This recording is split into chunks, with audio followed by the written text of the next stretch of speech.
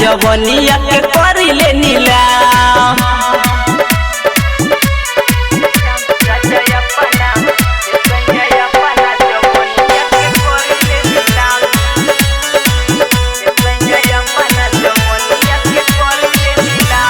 कहियो न फोन ना भेजला एको लेटर बुझे निसय कुल तोहर मेटर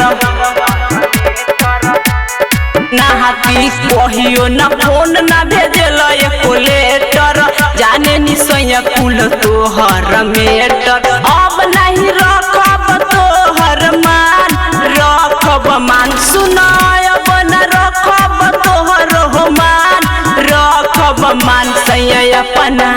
हे सैया अपना जवनिया के करिले नीलाम सैया अपना जवनिया के करिले नीलाम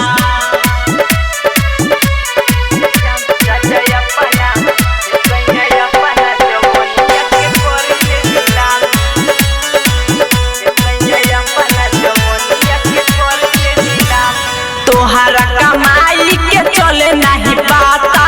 सास ननद करे घरवा में काथा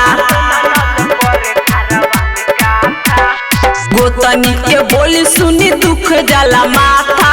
देवर चाहता उखाड़ देह बाता अब नहीं रहब घूंघटा होतान सैया होतान हाँ कहे संगीता न रही गुलाम तोहर गुलाम सैया अपना